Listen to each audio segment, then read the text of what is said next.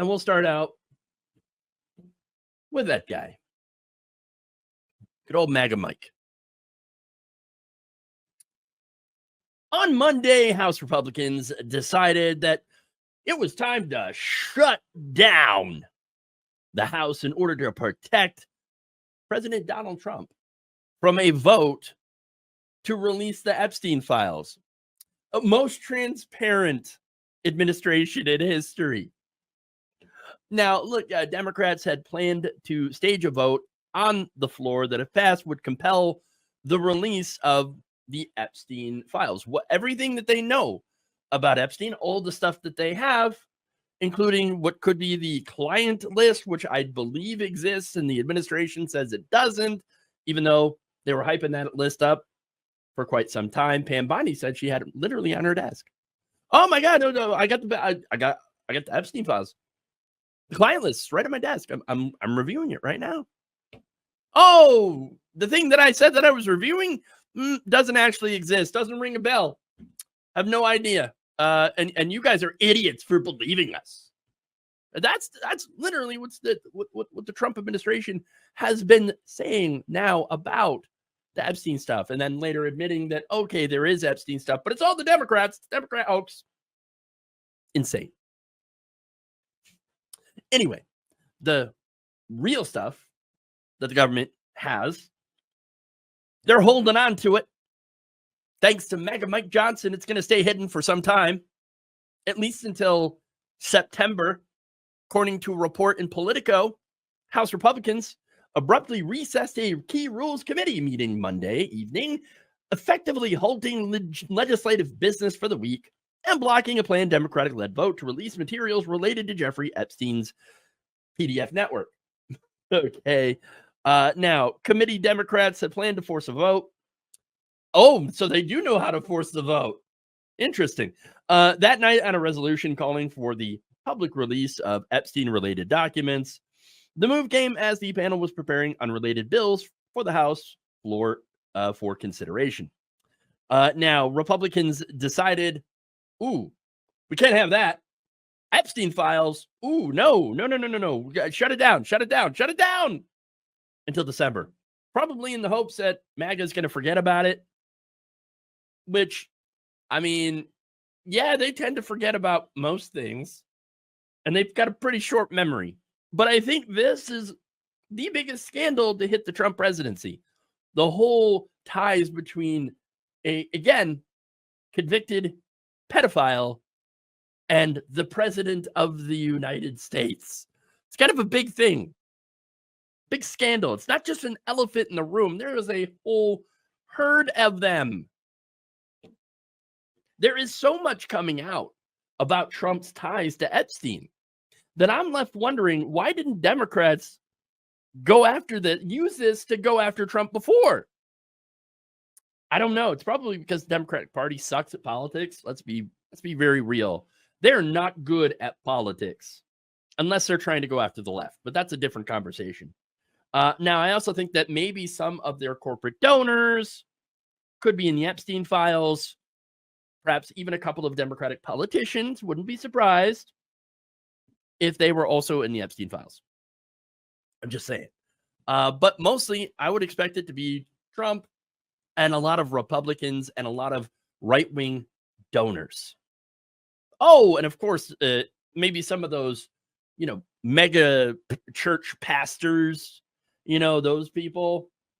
Yeah. Oh, definitely would be in something like this. Okay.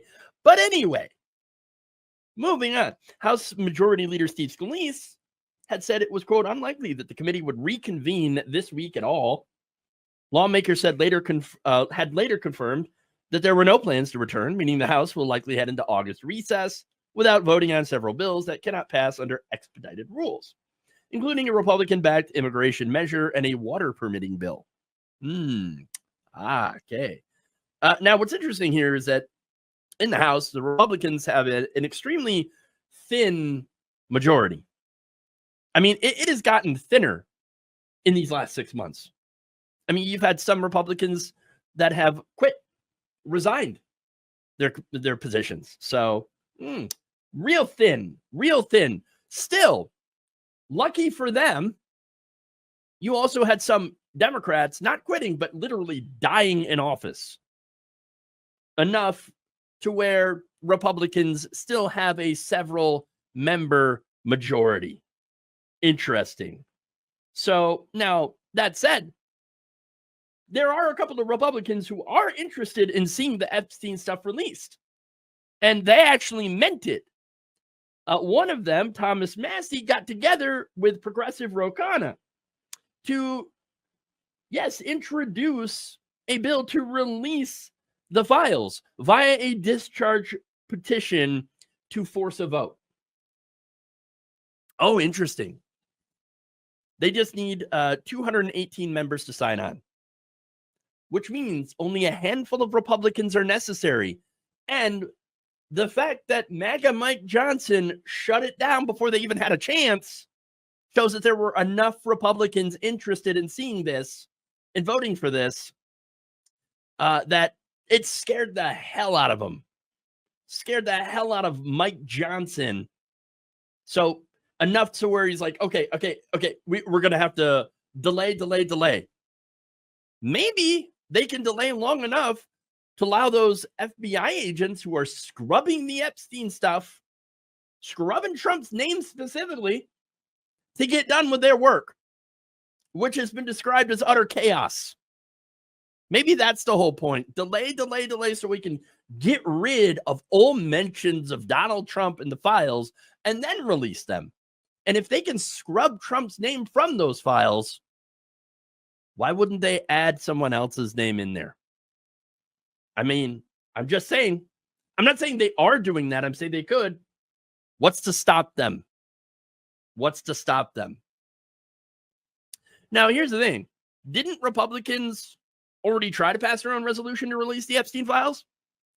Yes, but it was a joke. It was so bad that even one of the Republicans, again, Thomas Massey, was like, that's dumb. Quote, their Epstein bill resolution is non-binding, so it's kind of fake. The resolution I have with Khanna would be binding on the president. That's very important. Even Thomas Massey is like, hey, yes, Trump might be in the Epstein stuff. And if he is, I want to see. I want everyone to see. Oh, there it is. But again, Republicans tried to pass a non-binding resolution that would do absolutely dick to force out the truth, but do nothing. And that was even too much for MAGA Mike Johnson, who refused to bring it to the floor. Look, that guy is covering up Trump's potential involvement with a well-known pedophile, with the hope that I guess it's going to go away in a month, which is pretty interesting. Because, again, they claim to be transparent and to care about, sex trafficking and protecting children. Well, they don't give a damn. No. Look, if you have a list of people who may have sought the services of a well-known child sex trafficker, shouldn't the release of the list and the apprehension of people on said list be a priority for these people, for the Republicans? Let me remind you, the people that are on this potential list are still free. No one except for Ghislaine Maxwell and Jeffrey Epstein faced any sort of accountability.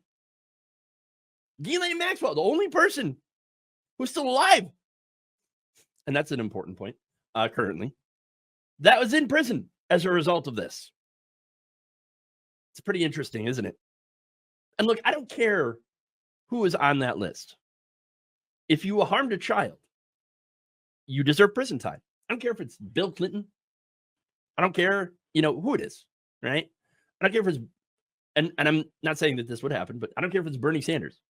If you harmed a child, straight to prison, period. Not messing around when it comes to protecting kids and actually protecting kids against actual predators and abusers, not against drag queens, okay? And that's really the difference here between the Republicans and everyone else, people on the left. This should not be a partisan thing. And yet you have the leadership, and it's really telling that you have the leadership of one of the major political parties in this country that is blocking any information that could potentially implicate their leader and possibly some of their members or donors. That alone should make this very difficult to forget. Watch this